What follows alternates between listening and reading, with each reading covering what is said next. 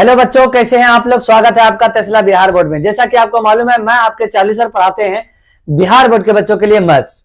अभी चल रहा है चैप्टर नंबर 6 यानी त्रिभुज चल रहा है। त्रिभुज में हम लोग क्वेश्चन कर रहे हैं। क्या कर रहे हैं? क्वेश्चन कर रहे हैं। अभी तक में हम लोगों ने क्वेश्चन नंबर 1, 2, 3, 4, 5, 6 कर चुके हैं। अब करने जा रहे हैं क्वेश्चन नंबर 7। ओके, तो चलिए शुरू करते हैं वीडियो। हम सबसे पहला क्वेश्चन लेते हैं। कौन सा क्वेश्चन ले रहे हैं देख लीजिए।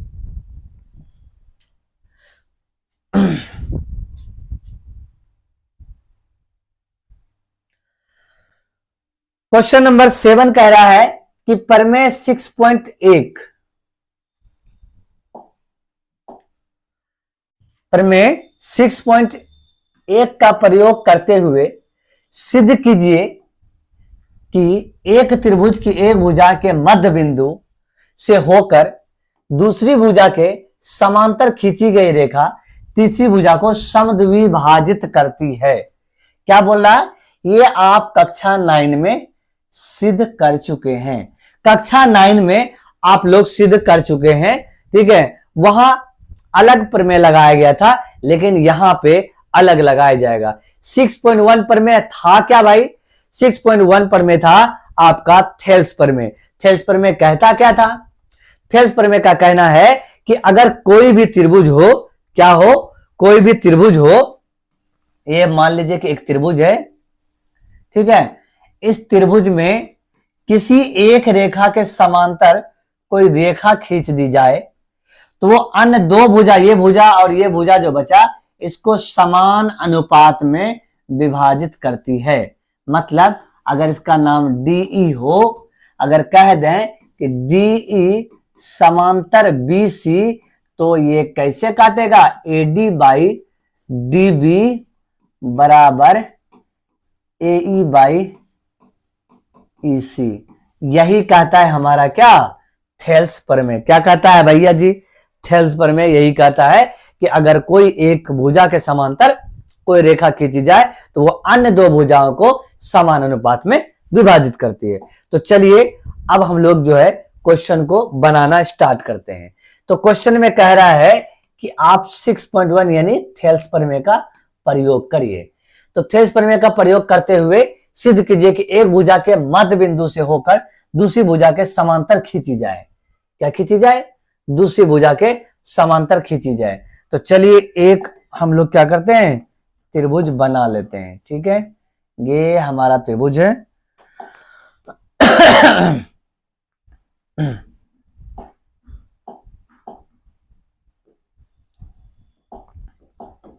ये हमारा त्रिभुज है। बोल क्या रहा है भाई? क्या ही बोल रहा है? बोलने तो जो बोल रहा है। बोल ये रहा है कि एक भुजा के, ये भुजा है ना AB, इसके मध्य बिंदु पर से सिद्ध करते हुए एक मध्य बिंदु से होकर समांतर खींची जाए तो दूसरे भुजा को भी समद्विभाजित करेगी। ये लिया और यहां से इस तरीके से लेके गया, ठीक है। एक लाइन यहां से खींचा। अच्छा, तो ये यहां पे मध्य बिंदु है। जितना बड़ा ये है उतना बड़ा ये है, ठीक है।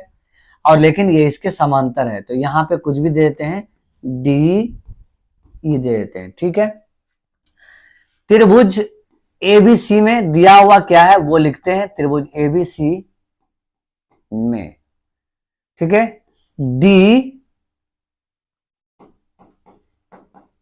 DAB का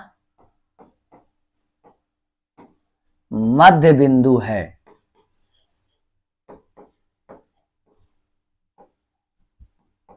बिंदु है, इसीलिए क्या होगा भैया जी? इसीलिए होगा जितना बड़ा AD होगा उतना ही बड़ा भी DB होगा, ठीक है। बटे क्यों लिखे? उतना ही बड़ा DB होगा, बराबर होगा। अच्छा, AD बराबर DB को DB गुना 1 लिख सकते हैं क्या? किसी भी नंबर में हम 1 से गुना करते हैं तो कोई फर्क नहीं पड़ता। क्या होता है? कोई फर्क नहीं पड़ता है। तो ठीक है, तो ये DB को इधर अगर हम लाना चाहें तो क्या AD बाई DB बराबर 1 होगा क्या? क्या इसको हम समीकरण 1 मान लें? यस सर मान लीजिए, ठीक है। इसके बाद बोल रहा है कि ये जो डीई है वो समांतर है बीसी के, क्या है, तथा डीई समांतर है बीसी के।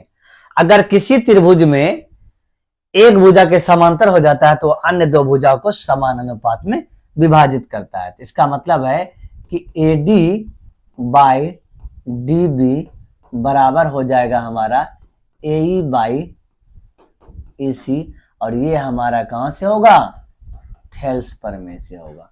कहां से होगा, थेल्स प्रमेय से होगा। समझ में आ रहा है? ठीक है, तो क्या इसको हम समीकरण 2 मान लें? ठीक है सर। एक बात बताइए, हम पिछले ही दिनों से पढ़ा रहे हैं कि AD बाई DB यहां भी है, AD बाई DB यहां भी है, दोनों ही समीकरण में बायां साइड बराबर हुआ, इसका मतलब है दायां साइड भी बराबर होगा। तो लिखेंगे समीकरण 1 तथा 2 से। ठीक है, तो समीकरण 1 तथा 2 से क्या है भाई, तो हमारा हो जाएगा 1 बराबर AE बाई EC। क्या EC को इधर लाएंगे तो EC गुना 1 बराबर AE हुआ कि नहीं, तो क्या ये EC बराबर AE हुआ कि नहीं। ठीक है, तो अब हमारा आ गया AE बराबर EC आ गया, और जैसे ही आया, ये कब हुआ होगा, जब ये E जो है इस दोनों के बीचों बीच पॉइंट में हो, यानी समद्विभाजित करती हो। इसीलिए लिखेंगे कि DE जो है AC का मध्य बिंदु है। और जैसे ही मध्य बिंदु हुआ तो क्या कह सकते हैं, कह सकते हैं कि वो समद्विभाजित करती है। इसीलिए DE जो है AC को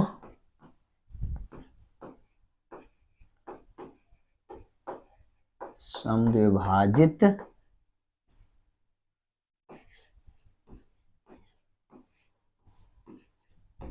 करती है।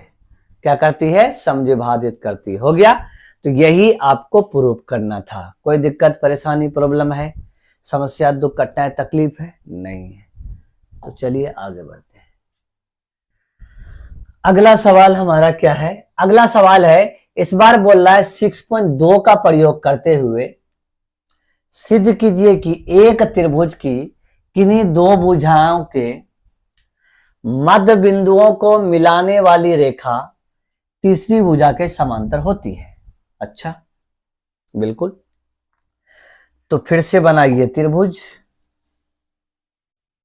ठीक है भैया जी, ये लेके जाइए यहां ताकि हमको जगह मिले ज्यादा।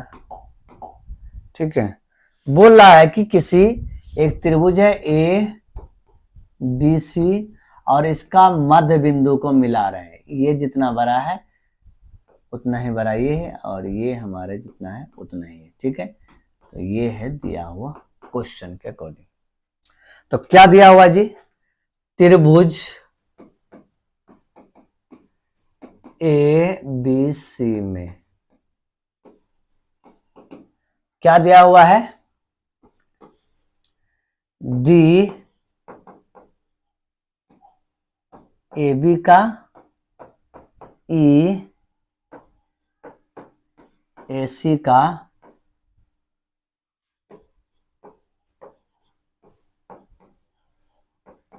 मध्य बिंदु है। ठीक है, तो जब इसीलिए क्या हो जाएगा, जितना बड़ा AD होगा उतना ही बड़ा DB होगा। ठीक है, ये क्या लिख रहे हैं, उतना ही बड़ा DB होगा। ठीक है, और इसको हम लोग लिख क्या सकते हैं भाई, अभी तुरंत लिखा, इसको 1 के गुना, और ये AD बाई DB बराबर 1 आ गया। इसको समीकरण 1 ले लो, ठीक है। इसके बाद क्या है, ई जो है एसी का है, तो इसीलिए एई जितना बड़ा होगा उतना ही बड़ा ईसी होगा, और इस एई और ईसी को हम लोग गुना में 1 लिख सकते हैं। तो उधर से इधर लाएंगे, एई बाई ईसी जो होगा हमारा वो 1 के बराबर होगा, ठीक है। इस समीकरण 2 मान लिया। इस बार समीकरण 1 और 2 का दाहिना साइड 1 के बराबर है, क्या बाएं साइड बराबर नहीं होगा? यस सर होगा। तो समीकरण 1 तथा 2 से क्या हो गया, 2 साइड अगर एक साइड बराबर हो तो अगला दूसरा वाला साइड भी बराबर होता है। तो हमारा हो गया AD बाई DB बराबर AE बाई EC, ठीक है। तो ये हो गया, क्या ये दोनों बराबर हो गया? अच्छा सर बराबर हो गया। अब एक बात ध्यान से देखो, इस त्रिभुज में AD बाई DB बराबर हुआ AE बाई EC, क्या ये 6.2 यानी थेल्स के विलोम यूज नहीं हो गया? यस सर यूज हो गया। तो देयरफॉर TE समांतर होगा किसके? BC के। कहां से? थेल्स के विलोम से, थेल्स के विलोम से। तो यही आपको क्या करना था? प्रूव करना था। ये हो गया हमारा प्रूव्ड। कोई दिक्कत? समझ आ गया? क्लियर है? अगला सवाल, अगला सवाल है कि ABCD एक समलंब है जिसमें AB DC के क्या है? समांतर है। देखते हैं समलंब वाला है कि नहीं है हमारे पास, ठीक है।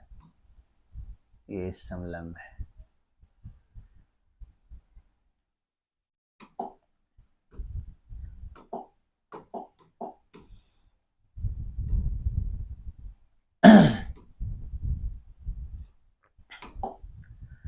ये हमारा ABCD एक समलंब चतुर्भुज है, ठीक है। तथा इसका जो AB और DC है वो समांतर है, ये और ये समांतर है। विकर्ण परस्पर O पर प्रतिच्छेद करती है। विकर्ण खींचना होगा हमको, ठीक है। ये हमारा विकर्ण है।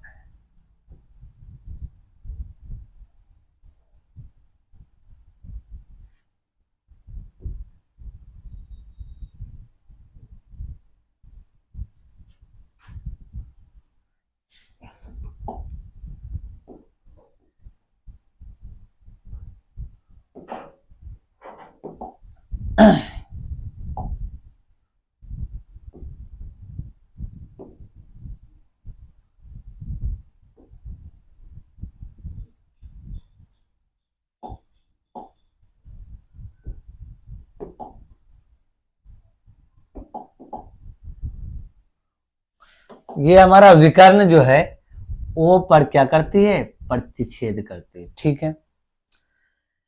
तो दर्शाइए कि AO बाय BO बराबर है CO बाय DO के। तो सबसे पहले हल लिखेंगे और हल में लिखना स्टार्ट करेंगे क्या क्या दिया हुआ है, ओके। कोई दिक्कत है? बोल रहा है कि ABCD एक समलंब है। क्या है?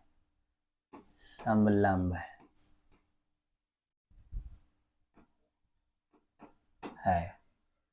जिसमें क्या दिया हुआ है? जिसमें AB के समांतर DC दिया हुआ है, ठीक। तथा विकर्ण AC तथा BD O पर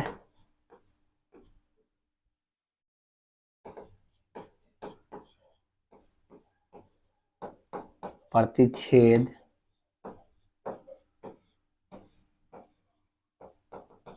करती है।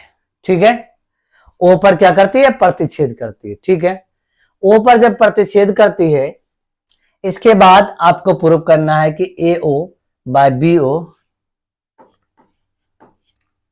सिद्ध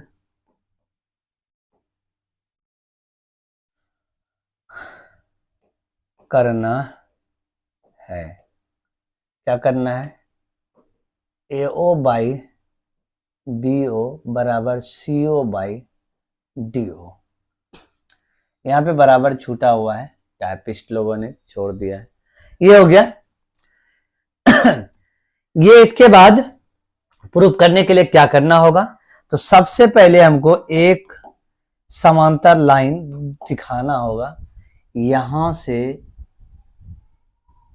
यहां, या आपका मन करे इधर भी कर सकते हो, जहां भी। मेरा मन इधर किया है तो हमने उधर किया।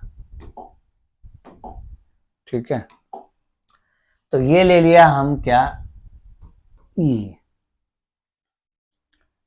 तो हम लोग इसको करेंगे रचना में जाएगा। ये रचना क्या कर रहे हैं? ई ओ समांतर ए बी खींचा। एक बार बताइए, अगर ईओ को ए बी के समांतर खींचेंगे, ये A B already C D के समांतर है, तो ये तीनों आपस में क्या हो जाएगा? समांतर हो जाएगा, है ना। चूंकि ए बी डी सी के समांतर है, इसीलिए ईओ जो होगा वो डी सी के भी समांतर होगा। पढ़े हैं कक्षा 9 में कि एक लाइन दूसरे लाइन के समांतर है, ये लाइन फिर इसके समांतर है, तो तीनों आपस में समांतर होगा। ठीक है, तो चलिए यहां लिखना स्टार्ट करते हैं। अब किसी भी ये जो त्रिभुज दिख रहा है ये वाला, इसमें चलते हैं। त्रिभुज डी ए बी में, त्रिभुज डी ए बी में क्या दिख रहा है जी? दिख रहा है कि ईओ जो है ए बी के समांतर है। ईओ ए बी के क्या है? समांतर है। अगर ईओ ए बी के समांतर है तो क्या D E by E A बराबर होगा डी ओ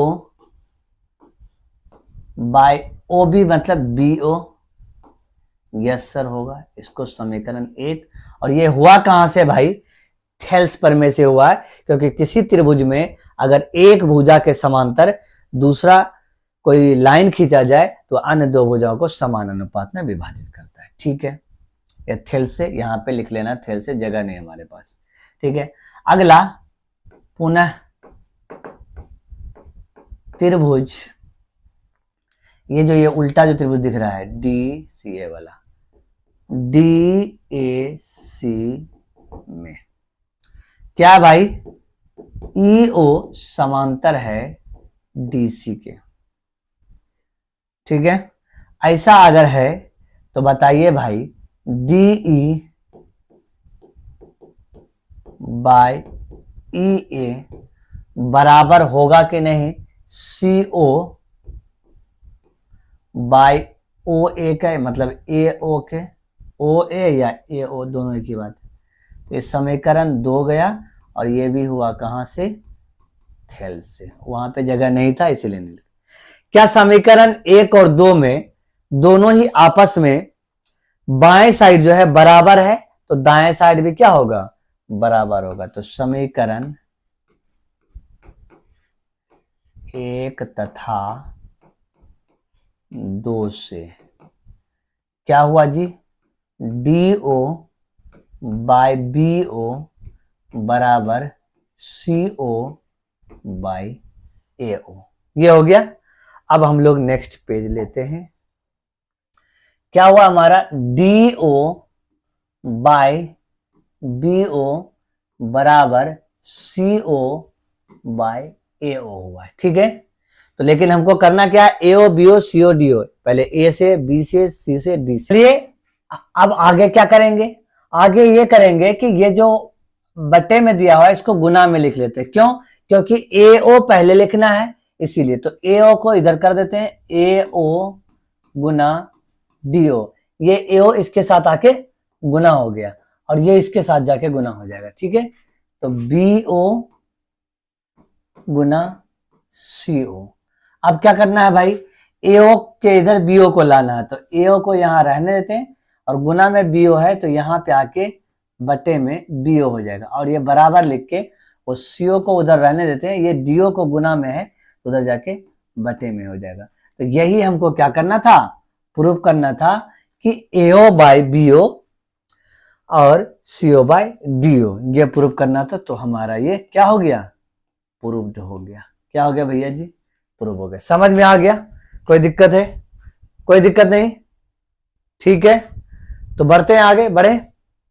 अगला सवाल, अगला सवाल क्या कह रहा है, अगला सवाल कह रहा है कि एक चतुर्भुज एबीसीडी के विकर्ण परस्पर बिंदु ओ पर प्रतिच्छेद करती है तो एओ बाई बीओ और सीओ बाई डीओ है, तो दर्शाइए कि एबीसीडी एक समलंब है। इसका उल्टा सवाल दिया हुआ है, क्वेश्चन नंबर 10 है ये। ठीक है, सेम समलंब है तो हम लोग को समलंब बनाना होगा। ठीक है, तो आइए समलंब बना देते हैं। समलंब प्रूव करना है तो जो चीज प्रूव करना होता है अभी नहीं है ये, लेकिन प्रूव तो ये करना है, इसका मतलब ओरिजिनल में वही था। तो हमारा ए बी सी डी हो गया और बोल रहा है कि इसका जो विकर्ण है ओ पर प्रतिच्छेद कर रही है। ठीक है, कर रहा है ओ पर प्रतिच्छेद। अच्छा, तो ये कैसा दिया हुआ है, तो जो भी दिया हुआ उसको लिखना स्टार्ट करते हैं। ठीक है, तो हल लिखेंगे। हल में क्या लिखेंगे भाई, हल में लिखेंगे कि ए बी सी डी एक चतुर्भुज है ना, चतुर्भुज बोला गया है।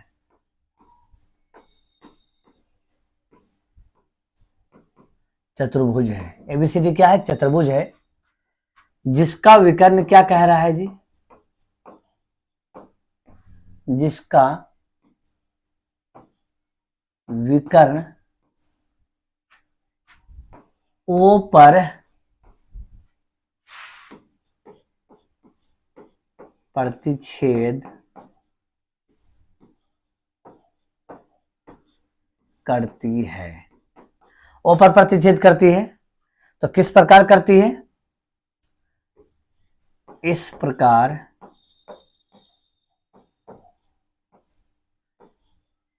क्या दिया हुआ है, एओ बाई बी ओ बराबर C O by D O. ये हमको इस तरीके से दिया हुआ है। तो जैसे ये दिया हुआ यहीं पे हम लोग ऐसा कर लेंगे कि जैसा पहले आया था, देख लो भाई, ऐसा बनाना बहुत जरूरी है क्योंकि इसी से हमारा काम बनेगा। ओके सर, कर लीजिए।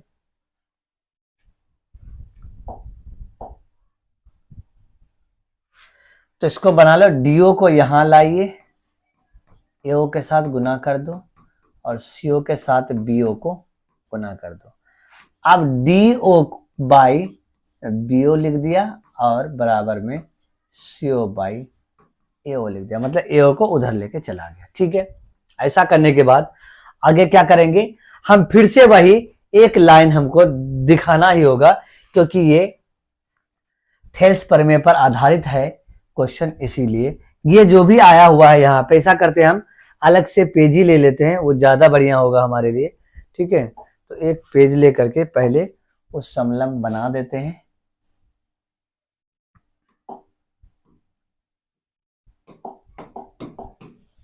ठीक है, समलंब बना दिया और लिख दिया ए बी सी डी और ये यहाँ पे मिल रहा है और ये यहाँ पे इसका नाम ओ है और हमको ड्रॉ करना है यहाँ पे ई कर देंगे, ई ओ।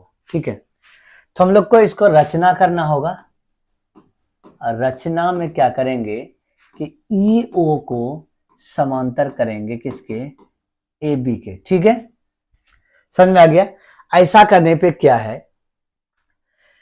कि भैया जी हमको जो भी मिल रहा है वो स्टार्ट करते हैं काम। तो ये वाला जो त्रिभुज है इसमें चलना स्टार्ट करो। ठीक, चलिए सर, तो चलते हैं, तो क्या चलेंगे, त्रिभुज DAB में, DAB में चलेंगे कि हम लोग जो है रचना से लिए हुए हैं EO समांतर AB, कहां से, रचना से, ठीक है। तो ऐसा अगर होता है कि किसी त्रिभुज के एक साइड के समांतर कोई लाइन खींची जाती है तो थेल्स प्रमेय से क्या हो जाता है, समान अनुपात में। तो ये बहुत बार बता चुके हैं। तो क्या हो जाएगा हमारा, DE बाई EA बराबर हमारा हो जाएगा DO बाई BO। इसको मानिए या ना मानिए कोई दिक्कत, ऐसा हुआ ठीक है। लेकिन हम लोगों ने यहां पे निकाल के रखा है कि DO बाई BO बराबर CO बाई AO। क्या किए हैं, CO बाई AO निकाल करके रखे हैं DO बाई BO का वैल्यू, ठीक। यहां पे क्या आया है भाई, ये पीछे कर दिया और हम,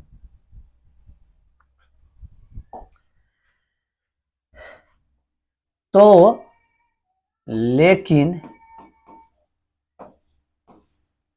लेकिन हमारा जो आया हुआ है CO बाई AO बराबर DO बाई BO, क्या इस दोनों का दाहिने साइड बराबर है?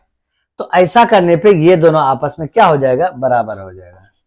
इसीलिए DE बाई EA बराबर हो जाएगा CO बाई AO के। अब DE बाई EA और बराबर हमारा हो गया किसके, DO बाई BO के, है ना, CO बाई AO के, ठीक है। देखो ये डी, अब अगर गौर से कुछ देखो भाई, ब्लू कलर कर लेते हैं यहां पे, ये जो कलर है ब्लू वाला, इस त्रिभुज में D बाई EA और बटे में हो गया CO बाई AO। क्या ये त्रिभुज में, क्या यहाँ पे थेल्स का विलोम नहीं लग गया, यहाँ पे, है ना, यहाँ पे थेल्स का विलोम लग गया, वहां पे थेल्स लगा, यहाँ पे थेल्स के विलोम से हमारा क्या हो गया, जो EO हुआ वो समांतर हो गया किसके, DC के। किसके हो गया, समांतर हो गया DC के। बट हम लोग का जो रचना से है, लेकिन रचना से हमारा EO जो है वो समांतर है किसके, भाई AB के। अभी तुरंत बताए कि 9वीं कक्षा में आप लोगों ने पढ़ा होगा कि अगर कोई एक ही लाइन, दो लाइन अलग अलग लाइन के समांतर होता है, वह सब लाइन आपस में क्या हो जाता है, समांतर। तो बताइए भैया, EO DC के समांतर हम लोग प्रूव कर चुके हैं। ये कहां से, थेल्स के विलोम से, थेल्स के विलोम से।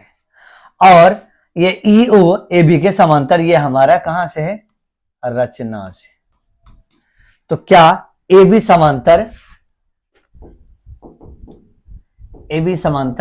DC नहीं हो गया, AB समांतर DC हो गया। और किसी एक चतुर्भुज का अगर एक पेयर क्या हो जाए, समांतर हो जाए, तो बताइए भैया, तो क्या वो समलव नहीं होगा। तो यह चतुर्भुज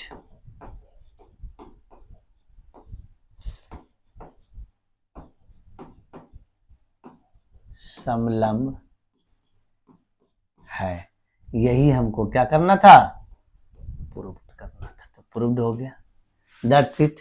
समझ में आया, कोई दिक्कत है? तो आज हम लोगों ने 7 नंबर, 8 नंबर, 9 नंबर, 10 नंबर, ये आखिरी सवाल था 6.2 का जो हम लोगों ने किया। समझ में कोई दिक्कत नहीं है, ठीक है। तो आइए आपसे कुछ बातें करते हैं कि हम लोग की टीम, पूरी की पूरी टीम लगी हुई है हर एक अलग अलग सब्जेक्ट को लेकर के, यहां तक कि एक सब्जेक्ट में 2-2 टीचर लाए हुए हैं और आपके रिजल्ट को बेहतर बनाने की कोशिश कर रहे हैं। तो आप लोग भी हमें साथ दीजिए, आइए पढ़ाई कीजिए हमारे चैनल पर, और भरोसा दिलाते हैं कि 450 से ज्यादा नंबर आपको जरूर आएगा, ठीक है।